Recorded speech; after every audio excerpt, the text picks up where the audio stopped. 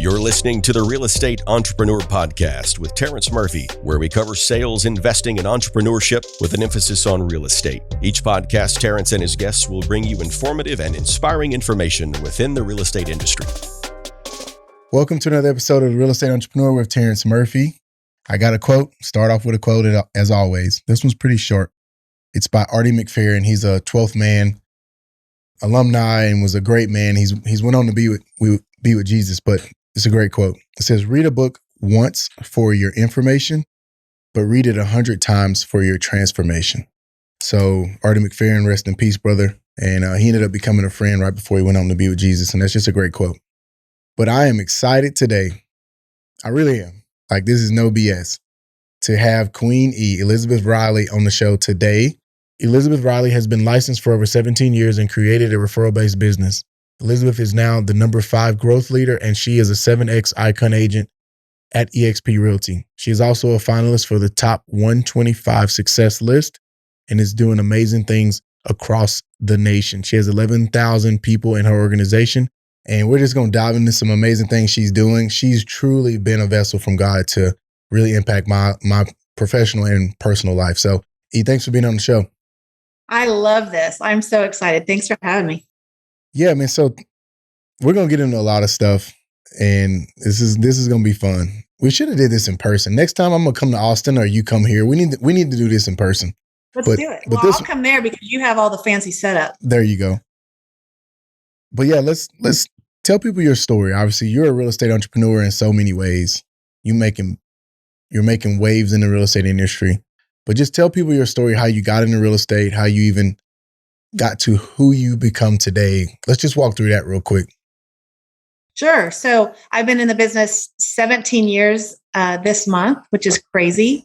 And I got licensed in Atlanta, Georgia. My husband and I were living there for his job. And we had rental properties. We had investment properties. And my CPA said, one of you needs to get your license.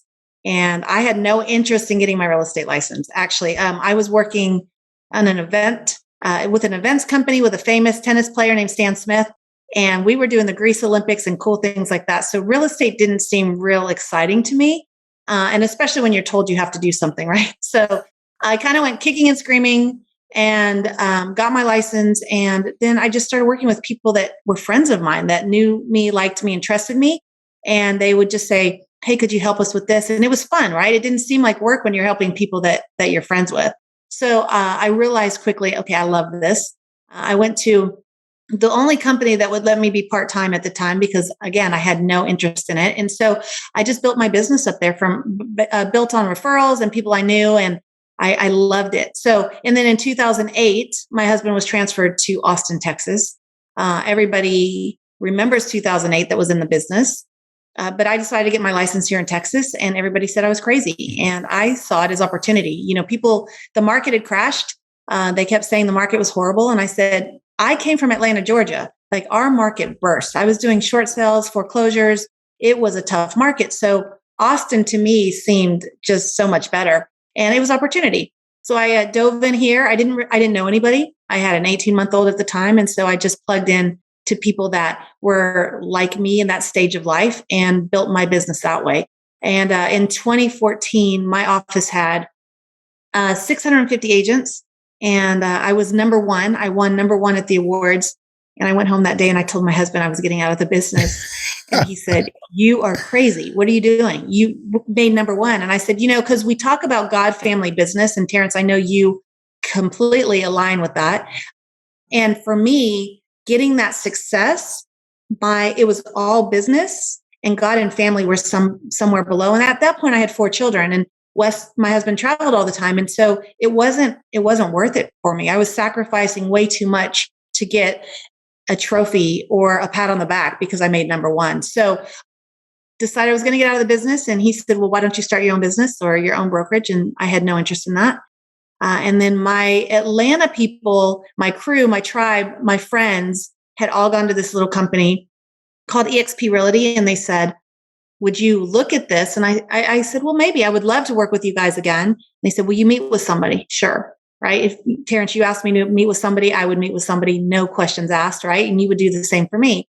And so it was that kind of a situation. And in to Austin came Glenn Sanford, who is the founder of eXp Realty. But at the time, his whole company had 400 agents. And I had an office that had 650. So it's not the same. He is the same person, but it's not the same situation as it is today now that we're this huge company. And so I really just believe people join people. And I loved what he had on his heart, and I loved what his vision was. And he was really focused on helping agents be the best agents and build the best business for them. And I was burned out. And I said, well, I don't want to not do anything. So let me try this. And so that's how I was introduced to eXp and how I was introduced to Glenn Sanford. And since that time, it's been 7 years this month that I joined eXp. And we've gone I'm agent 466. So I've been here a while, but we're now at 78,000 agents worldwide. And it's been an incredible journey all along the way. So that's kind of where I've gotten to where I am now. My business has more than tripled since leaving my old brokerage and coming over here. And last year, I'm an independent agent. I have the Lux Property Group, but we all have our own businesses and we just work together and brand together. And so last year alone, I did 35 million as an individual, agent. And I wasn't just focused on that. I was focused on now traveling and speaking and doing a whole bunch of other things, but I was much more present than I ever was before, doing a lot less volume. So that's kind of my story. I can dig into whatever you'd like from there. No, I love it. I'm just over here. I'm all teeth right now. I'm just smiling because I'm proud. I'm like the proud brother. So I've coined you. I've given you a name. And I only give coined names to people that build long-term relationships. And my wife laughs, but it's the busy Bumblebee, right? Because you are just everywhere. You're on every stage. You're in 19 different countries. Every time I turn around, you're somewhere, but you're still doing production. You're still an amazing wife. You're still an amazing mom, and you're an amazing friend. So that just shows your capacity. So to go from 400 to 80,000 is pretty much what we're at, right? Yeah. Which is unbelievable. You're number 466. I want to talk a little more about you personally, and then I want to come back and talk about eXp because I think, I don't want that to overshadow who you are as a person because you have so many gifts. Let's talk about production. Why has production been so important? Because you've been a productive agent, like you said, for 16, 17 years. Why has that been so important to you to be a productive agent? Because it's not a job to me. I think when you do something that you love, it's not work. And so I just love the people and the interactions and the solution finding opportunities, right? Whenever I would have these awards, I never track my numbers. And I know Glenn Sanford still to this day tells me to track my numbers, and I track them a little bit now, but the numbers aren't important to me because if I set a big goal for myself, say I want to do 20 million or 30 million or 40 million, I'm not saying setting those goals is bad, but for me as a person, I get distracted really easy. And I figure if I'm just taking care of my clients and I'm doing what I'm supposed to be doing every single day, those numbers are going to come, right? And I want to be able to focus on my clients and make them feel like they're my one and only client. So for me, production is a big deal just because I love serving. I realized early on, I'm a better mom because I work. I tried that stay-at-home mom thing and golly, power to everybody who can do it. I couldn't. And I think it's great because I have 4 kids and 2 of them are girls. And I want my girls to see that they could do it and they can do whatever they want to be doing. And my boys are proud of me too. So I think it gives me a lot more balance. I'm just, you call me the busy Bumblebee. I love it. It's so funny to me, but I don't sit still. And I think I would be very, very bored if I weren't out there serving people. So for me, production is a big deal. It gives credibility. It gives validity. And I'll stay in production, until I don't want to be. Yeah. And you've earned that right. You've earned that opportunity to be at that point in your career. So let's talk about it. I won my first icon agent, but you're a 7X icon. So let's talk about what does that mean to be an icon agent in this industry? Let's just talk the whole industry, an icon agent, but to be a 7X icon agent at eXp, what does that mean? What is an icon agent? The icon program was really the big draw for me for eXp. So an icon agent is the top 1% to 2% of the company. So if you think about how big we are now, these are the creme de la creme agents all around the country, and we collaborate in big ways. And that's why my business has changed. I was actually the first icon ever named at eXp. It's really about the production and how much you pay to the company. But once you hit a certain level, that money that you have given to the company is paid back to you in stock. Right. And that was eye-opening to me. Stefan Swanepoel is somebody I follow. I've always loved Stefan. To me, he is real estate royalty. And he wrote a book. He writes the Trends Report. And in 2014, he wrote the Trends Report. And he was talking about the different companies and different models. He's broker blind, but he was talking about how you haven't heard about this company yet. It's called eXp Realty. They're the one to watch. They're the Amazon.com of real estate. And for me, I was like, right? What if I had known? What if we'd all known about Amazon early on? We would have bought stock. We would have gotten jobs. We would have done anything we could have to get a hold of the stock because we know what it's done, years later. And so in my head, I was like, I don't have ownership in my company that I'm at now, right? I had a baseball cap every year that said capper, right? And that's great, but that's not going to pay my bills or my mortgage or give me an exit strategy down the road. So for me, all of a sudden, when you're starting to compare a company to Amazon.real estate, I was like, that could be interesting. And then you always have that voice that says, oh, but what if it doesn't work, right? What if it's too good to be true? Because sometimes things are. And I was like, well, then I can go back to any other company, they'll take me, or I can start my own brokerage, or I can figure it out from there. But what if I'm awarded stock in a company for just doing production? What could that mean for me? What could that mean for my family? What could that mean for my future and their legacy?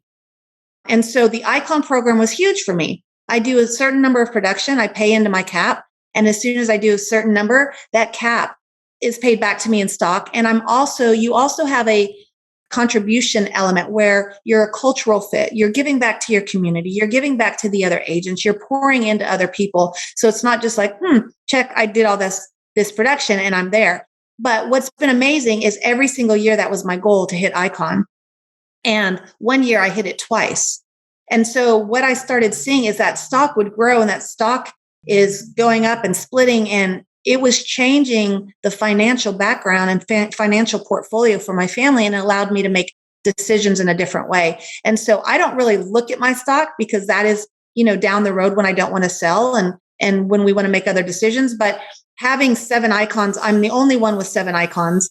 I've decided this is my last year. I'm going to go for the Icon. I'm still going to stay in production. But if I am focused on my Icon, I can't pour in as much time and energy into others that I'd like to. And so a friend of mine, you might appreciate this. I need to research this a little bit. She's like, 7's perfect. God finished everything in 7 days. 7 is a biblical number. And I was like, oh, that's really awesome. Yeah. So I'm going to finish on a high note, but 7 icons has been incredibly life-changing for my family. Not only time freedom, but financial freedom as well. Love it. Love it. Man, I'm so proud of you. So when we think about new agents who aspire to be Elizabeth Riley or Terrence Murphy or whoever, Elizabeth Riley today, what would you tell them the top 3 things to be an individual agent doing anything north of $3 million is a lot of production, and to be 30 million, 35 million, 38 million, 32 million plus every year? What would be the top 3 things you would tell an agent to do and set up to be productive every year? Great question. I think a lot of agents, and especially in our industry, they chase the shiny object. Right? They're like, that looks good. And they're very, very scattered. I think the first thing I would say is figure out who you are and what's authentic to you, right? And build your business based on that, because people will see you for who you are and they're going to work with you because of who you are. And you trying to be somebody else is not really authentic to that relationship. And so if you're one that really loves to knock on doors, go knock on doors. But if you're somebody that doesn't want to knock on doors, don't go knock on doors. What's going to work for you? So I had to really step back as a new agent because you're thrown all this information and all these ideas and you're watching all these people. And I say all the time, comparison kills joy. Don't compare yourself to everybody else. Take a step back, write it down, figure out who you want to be as an agent and go from there. The other thing I would say is don't spend money till you're making money, right? We're notorious in our industry for spending a lot of money on things that might be the next big thing or things that we think are going to make us productive. when in reality, people want to know you and they're buying into you. So go spend your time wisely. Go figure out how you can get business. I write a lot of handwritten notes, even today, but handwritten notes don't cost you anything. Social media was not really a big thing at all 17 years ago when I was in the business. That's not something I've embraced, but I've seen a lot of brand new agents embrace social media. That's free. So don't use your money wisely and don't follow every shiny object and spend money just because you think that's going to make you productive. It's really about your hard work and your grit and your determination and your focus that's going to help you be successful. And then the third thing, just stay humble and true to who you are as you grow. I never knew I was going to be a top agent. I never wanted to be a top agent. And I think arrogance can really, when people start seeing a lot of success and they start doing really well, arrogance can creep its way in there. Nobody wants to be working with somebody that's arrogant. Nobody, and that means buyers and sellers, but also agents. I don't like working with arrogant agents on the other side. No. So just stay true to who you are, stay humble, just focus on what's best for your clients, and the rest is going to fall into place. No, that's really good. So let's go ahead and get it out there on tape because, it's funny because I still to this day get messages from people about EXP.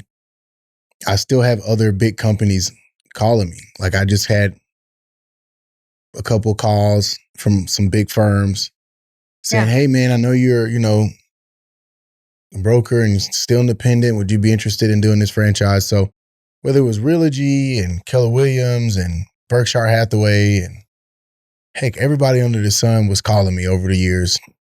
People always want to know, like, how did Elizabeth Riley attract Terrence Murphy?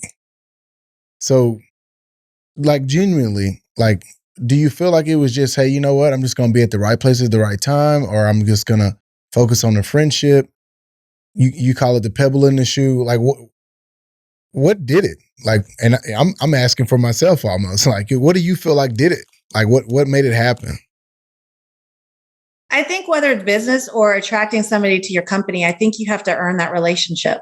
Mm-hmm. And you have to respect that relationship. And Terrence, you and I knew each other through a mutual friend. I never in a million years said to myself, I'm going to, get Terrence Murphy over to EXP. That wasn't ever my intention. My intention was to earn that relationship and build that relationship. If you remember, and I think Junior had just been born, we were referral partners, right? Anybody that I had in College Station, because I went to A&M too, yep. You were my go-to person. And so I think you just have to lean in and earn that relationship. I think where people go wrong in any company, any industry too, is when you're just trying to sell people, right? I think to me, recruiting, there's a difference between recruiting and attraction. Mm-hmm. Recruiting sometimes can be you're just trying to sell people. You're just trying to sell them something because it's good for you, right? I recruited at Dell Computer. I was selling something. I was selling the opportunity because it was good for the company and it was good for them. And I was in the product group and things like that. I was selling. But I think on real estate, you just need to have that relationship and attract. And it wasn't until we built a relationship and I kind of understood you a little bit better.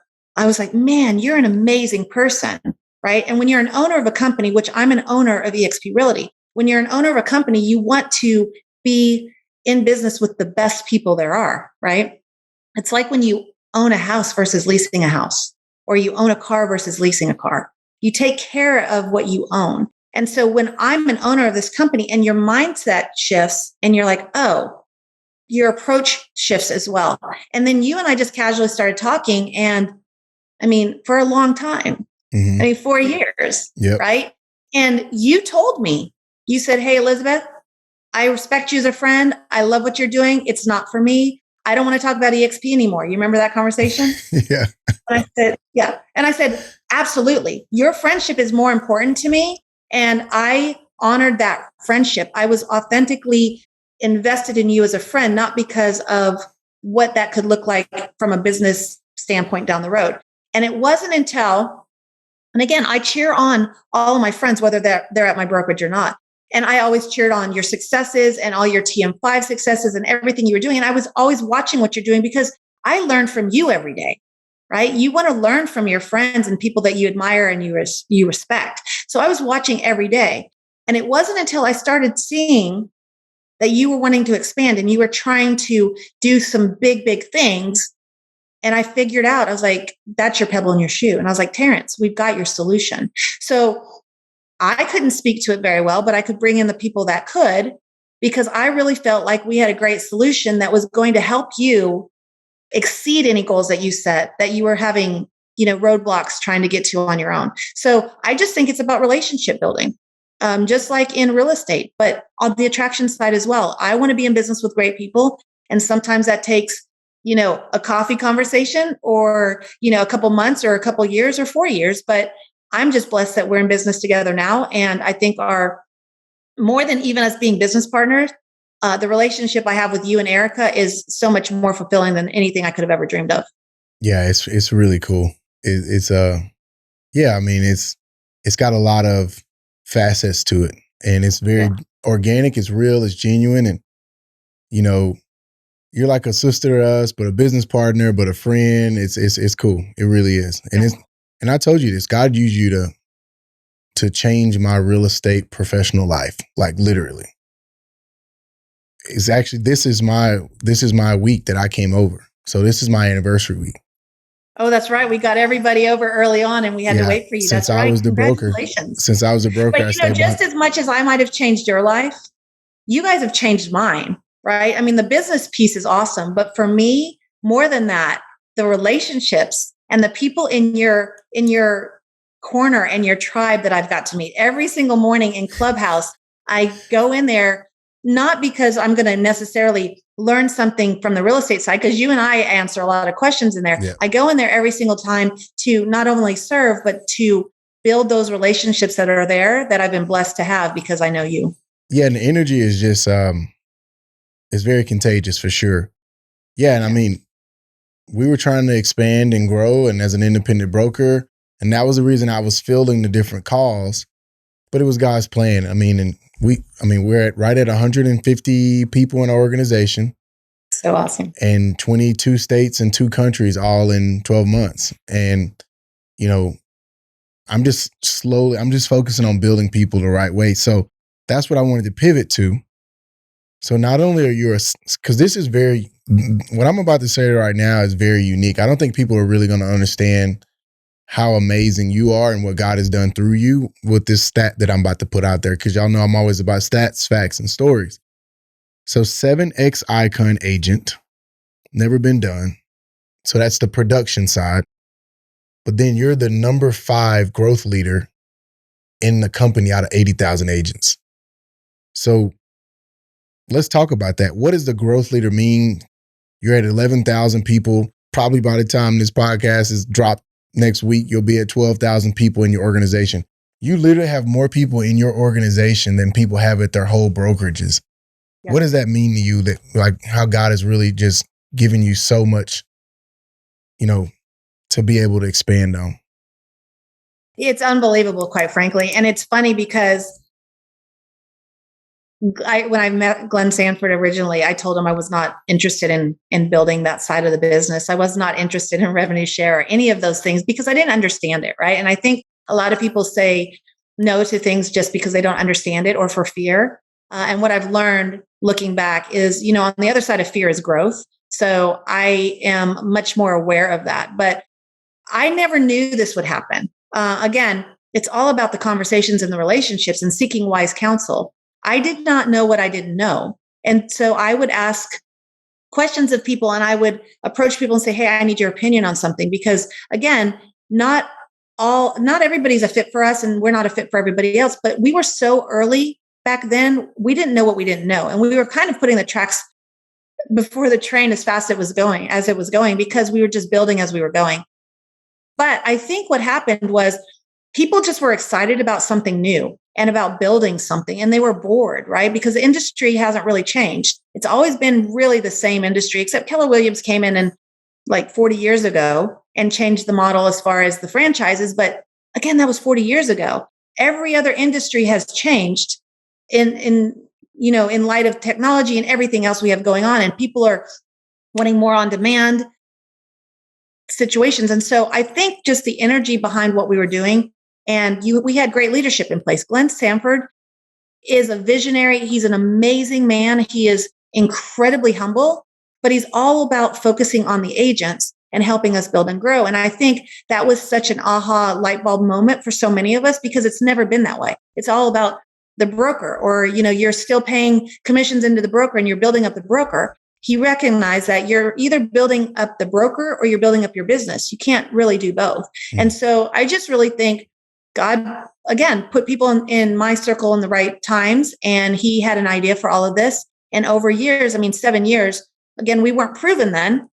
I think we're proven now. I think it's actually easier to attract to our company because of what we're doing and how many people are just excelling in this business and how we collaborate in big ways. But I think people were just missing that connection. The fact that we're collaborative and not competitive, it was very, very different. And so it just helped us grow over time. My organization, I try to stay super involved. Another reason why I stay in production, because I want to be relevant. I want to be credible. I want to be able to help in any way I can in whatever that looks like for the organization. But you're right. It's huge. And I never, ever in a million years expected this. I didn't understand this. But I'm definitely grateful and blessed and having the best time of my life. I love it.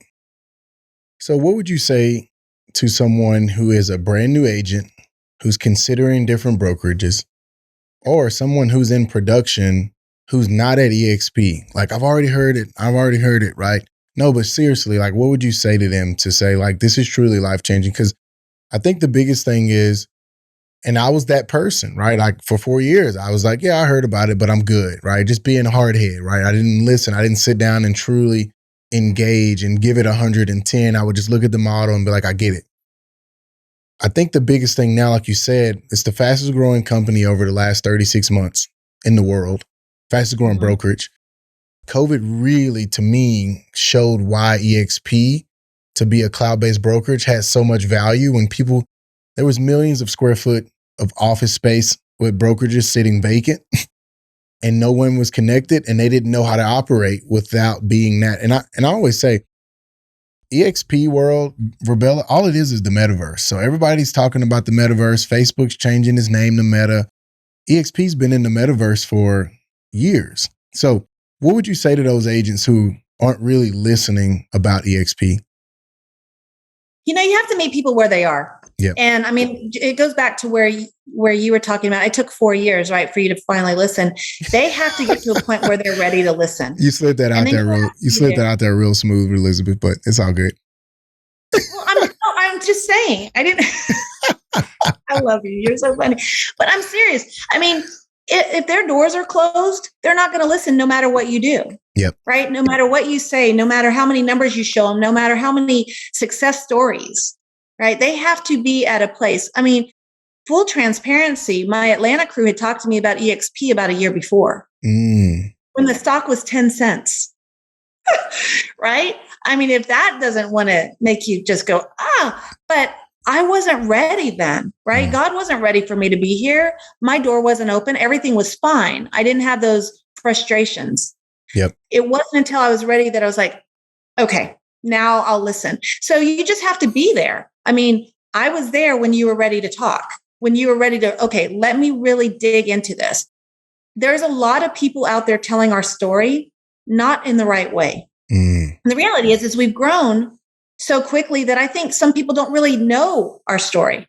They don't really understand that culture from early on. And how could they, right? They're just recognizing what has been going on and they just mimic that.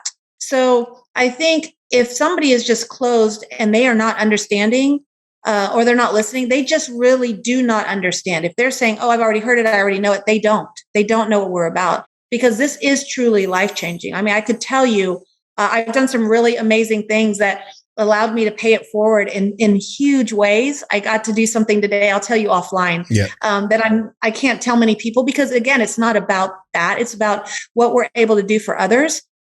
I love to bless people anonymously. Like, I couldn't ever do that before when I was on that hamster wheel. I couldn't see myself ever retiring.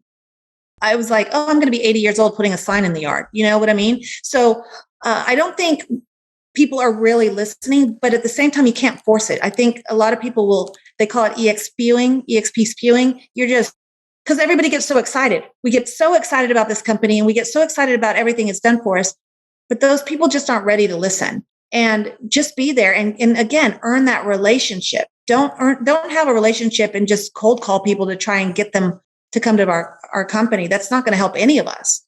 But if you earn that relationship and you show them and you invite them to events and you show how we collaborate, because we're really about collaboration, not competition. And they don't understand that because, again, the industry's never really operated that way. So I would just say stay in conversations, stay in relationships with them, and then you'll be the one they call when they're ready to listen and learn more. Yep. I was on the tractor Super Bowl Sunday. You were. That's right. So we got this section called Coming In Hot. You couldn't hear the music, but we're going to answer them really, really quick. So this is like a race. It's like a 40-yard dash, Elizabeth. Let's see here. You know I'm a little competitive, right? I know you are. So I'm giving you a heads up. So you got to answer these rapid questions in one word or one sentence, but you got to get them out. You ready? I'm ready. Set, go. All right. College degree or no college degree? College degree. Okay. What's your greatest challenge as a child? Feeling like I was enough. Okay. What was your first attempt at entrepreneurship? I mowed yards in our neighborhood. Love it. What was the worst real estate advice you've ever received?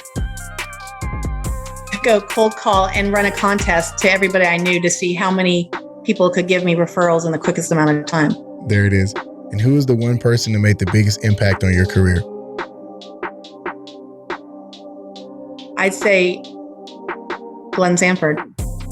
41 seconds, sister. The last question, there were a couple people, because some people early on in my business, Sean Rawls is a huge impact on my business. Sean Rawls, Brad Feynman, and Glenn Sanford. I would say all three of those people, but they poured into me and believed in me when I didn't. So I think those three people is who I'd say. Love it. That last one, 4 and 5, gets everybody because they like want to think it through. There was a guy the other day. I feel like I'm on like speed round on Family Feud or something. There was a dude the other day. He was at 18 seconds, and that last question, he sat there for like 40 seconds, and he had it. But good job. All right, thanks. Couple more questions, E. So, what do you think what's happening in the real estate industry that you feel like people aren't paying attention to right now? If you were going to give a nugget of wisdom to people, hey, you need to be watching this trend or whatever, what would you say that would be? Real estate agents or consumers? Agents, professionals, real estate entrepreneurs. I think they just need to. The problem I'm finding with a lot of new agents is they think this is easy. I mean, the market is intense where I am. I think where everybody is right now. And so they think it's just really, really easy. And one of the big mistakes I made as a new agent that I regret, and I know you're big about this, is really building that foundation. Mm-hmm. So I think that the new agents coming in and the entrepreneurs, that you really need to build that foundation. Don't start running yet until you know how to walk, because it's really easy to start running in this market. But then when things change and shift, you're not ready for whatever that is. So I would just say, just be prepared a little bit more, not be more proactive instead of reactive, so that you're in this game for a lot longer and you don't burn out so quickly. Yeah, I would say it's a marathon. It's not a sprint. Yeah. And the people that are sprinting will burn out. But more than anything, when the market turns, we get to see who really knows how to run a business.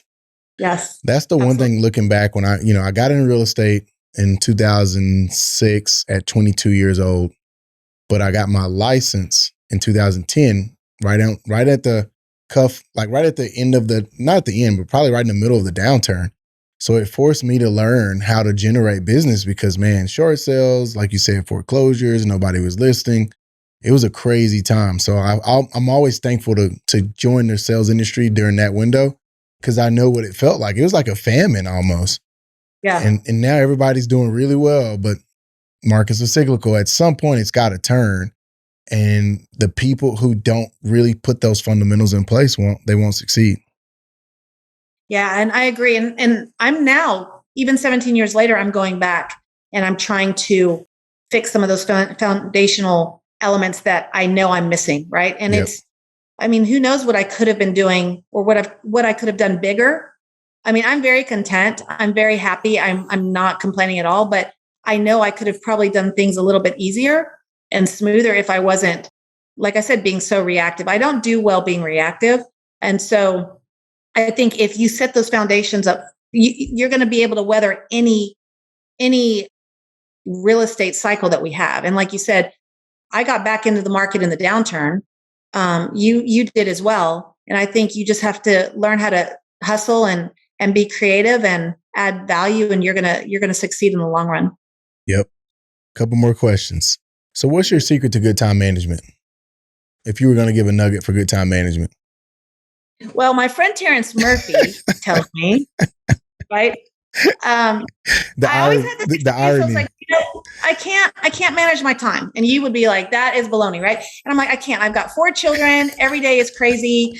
But one of the things that you have really honed in with me, and I could show you my phone, you'll be very proud, is just really that time management and time blocking, right? And not saying yes to everything. What I was doing is I'd put everything on my calendar, but then things would come up and then it would create chaos. And so now I've adopted the idea that if it's not on my calendar, it doesn't exist, and you're going to have to wait. The other big thing that I work on because of you, thank you, is the family block, right? Because we are running 1,000,000 miles a minute, especially in a very, very busy market. And sometimes you're working so hard for your family and you're missing out on that, those times and that opportunity and that bonding with your family. Wow. Like you're trying to do all these things for them and you're like, don't they understand? But the reality is they just want your time. So I've blocked my calendar from 6 o'clock on every single night. I don't take calls. And my family knows this. We had a family meeting. Love it. If I'm taking a call, my kids know, my husband knows, okay, it's because there's a emergency or something that has to be handled. But they give me a lot more grace now because that's not status quo anymore. Oh, I love it. Make sense? Love it. Right? So if I can say, oh, I need to walk away for just a few minutes and talk to this person, I'll be right back. Now I can block my time. I can do movie night. I can be at lacrosse games. I can do all these other things. I'm not missing out on why I'm working so hard. And then on Sundays, same thing. I don't work on Sundays. Now that's a little harder sometimes, but again, they give me grace. And that was one thing I had a hard time too. You're like, nope, no emails, no anything.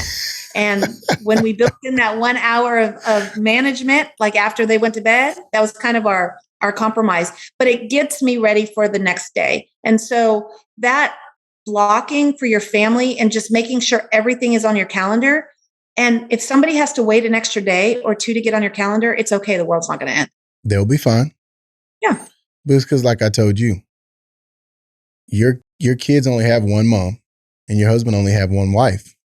But, so that importance for them, like, is irreplaceable. It's invaluable.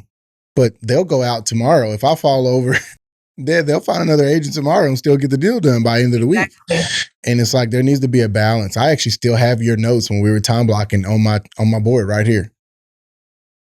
So I'm proud of you for executing. I'm proud of you for trusting me. And, it's because I care about you. I want to see you, be able to, it's hard for us. It's hard for these real estate entrepreneurs, these people who are just so used to blazing forward and taking over the world. We're conquerors. But it's so hard for us to just slow down and enjoy the fruits of our labor. And that's the season I'm in right now. It's the first time in my life I've ever stopped and tried to smell the roses. And I'm really trying to just focus on the people that I care about and really double down on those relationships. And it's been good. So I'm encouraged by your growth in that area, like for real. It's hard though. I mean, as entrepreneurs, it's hard because that's all we know. It's like we're always doing something. So I have a very hard time slowing down. I don't do well slowing down. So that's what I'm working on as well. I'm just not as far along as you are, it looks like. It'll take time, but you're doing good. Last couple questions. Yep. What's the secret to good branding in the real estate industry? What would you say the secret to good branding is? I'm going to sound like a broken record. It's all about being authentic to who you are. Mm-hmm. And just kind of looking at what the industry needs and how you can play into that. For me, I always branded myself. And, I thought about that again. I didn't have EXP at that time. So the only thing I could think of is I have to build a big book of business and hopefully sell that book of business someday. Right. And what I recognized was nobody wants to buy Elizabeth Riley. And so when I came over to EXP, now EXP was so brand new, nobody knew who we were. And Glenn always encourages us to brand ourselves anyway, because people do business with us because of who we are, not the brand we're with. And one of the things I really wanted to do was break into luxury a little bit more. And so I took that opportunity to brand myself because that was a niche I wanted to get into, right? They talk about manifesting and just saying over and over and over what it is you want to accomplish. And eventually it's going to accomplish. And for me, I'm like, I want to get into that luxury space. How do I do that? And so I branded Lux Property Group. And it's been great because I felt kind of like imposter syndrome is huge, right? I felt kind of like a little imposter at the beginning, like, oh, people think I'm this luxury agent and I'm not doing a whole lot. But as I built that and I built that credibility, it gave me more confidence moving forward. Now, on the flip side, some people thought over the years that all I did was luxury. And so I had to educate. But you just have to figure out where you're trying to go, what's authentic to who you are, and it's going to speak your personality, your approach. And I think just have fun with it. Branding can be really, really cool. I love your branding, right? Anybody that knows TM5 is like, that's really cool branding. But what I love even more than that is the story behind it, right? Anybody that knows you knows there's a 5 involved. And it's just really cool to be able to incorporate a little bit of your persona and your personality into that branding that you're putting out in front of the consumers and in the industry. I think me and Erica were in Vegas, and there was a group of people walked by. They all had on TM5 hats. When I tell you I had no clue who they were, it was crazy. So it's been cool. And we got a couple friends that are traveling the world, and we were joking around about them because they're brokers. They actually have a brokerage, but they always have on TM5 stuff. So me and Erica said, instead of being like, why are you wearing that? We're like, you know what? So we wrote them all handwritten letters, sent them more hats, more shirts. I'm like, good luck. Wear it every day. So they actually choose to wear our hats and our shirts, and they own brokerages. They don't have their shirts and hats on. It's weird, but I'm like, go with it. It works. I know. It's good branding. So what's your moonshot? That just means this is like you shoot to the moon with this. This is like your idea that people think is impossible. But what's your moonshot in life? Like if you were to say, one day this is going to happen, what is that? Golly, that is a hard question for me. I stump everybody with this question. I guess because it comes out of left field. Well, not only that, but you know me, I take one day at a time, 1 hour at a time, right? And it's like thinking so big. I mean, I would have never thought I was where I am now. Mm-hmm. I'm just, oh my gosh, I don't know. But we got to work on that. Continue to building my kids' legacy, and if I've got their colleges paid for. I've got all these things like the materialistic. We're not materialistic people at all. And so we do a lot of surprise trips and a lot of memory trips and things like that. And I guess just to build off of that my company and my business allows us to still create those memories, because my oldest is 16 now, right? I only have 2 summers left with him. Wow. Maybe. Right. And so when you think about that, like, I want to make the most of all of that. And if my business that I'm building is allowing me to create those memories that are going to last a lot longer than a gift that in a box that they opened up, right? They're going to have those memories for here on out. It just strengthens our family and our relationships. And I think if my family is tight and just well-rounded and just successful in whatever that looks like for them, I think that's my moonshot. I just want to figure out how I can pour into that to make that all come to fruition. I love it. So we have every guest on Real Estate Entrepreneur Podcast bring a book that they recommended that made an impact on them. You brought you suggested Die with Zero by Bill Perkins. Why did you suggest that? Oh my gosh, that book has changed my life. So a friend of mine, we were in a mastermind, and there are 4 of us, and we would meet every Monday, and I'm the only female. And one of them, he said, he's very direct, and he said, oh my gosh, I read this book. You guys have to read this. If you don't read it by next week, you're dead to me, right? And it's one of those people where you're like, he's serious. I'm going to read this book. So I read the book on Audible, actually, on the way to my daughter's volleyball tournament. And I'm like, I can already tell you what it's going to be. Die with zero, right? You just spend everything. And I was so wrong. The principles in that book were really talking about how we work so hard, just kind of like what we're talking about here, how we work so hard to get all these things or to retire, or one day I'm going to do this. But then you get to that point. First of all, none of us are promised tomorrow, right? So then you get to that point and you're either too old, you have no youth left, you have no health left, you have no interest, or your family's off and scattered and they have no interest. But it was really about not working to save for those future things. It's about really living in the now and really embracing those opportunities. And so I read that book and I called my husband and I said, on the way home, I want you to read this book before I get home. And then we're all as a family going to go out to dinner and we're going to discuss it. So my husband read it and he was taken aback as well. And I will share this because this is kind of this was a pivotal moment. My husband was with Dell Computer for 25 years. He was very, very good. He did great stuff in tech. He was a global sales director. And so when the pandemic hit, you're not really doing your job as a global sales director, right? You're not going to Dubai. You're not going to Saudi Arabia or South Africa or any of these places. But instead, he was sitting in his office on the calls at 2 or 3 or 4 in the morning. And I could see that light dimming. And he was losing his passion. I was just losing my husband's passion for our family because he was just burned out. And I read that book and I was like, oh my gosh, what are we doing? We're wasting all this time. And so I came to him and I said, what if I retired you? And he goes, what are you talking about? I said, what if I retired you? There's so much more we have as a family to accomplish. And you can't do it if your light is dim. And so we had to talk through that. And he's like, no, I have the insurance. I was like, actually, EXP has insurance. So what's your next objection? I'm like, don't put objections at a listing agent, right? I got you. So we talked through and he's like, oh my gosh, what would that look like?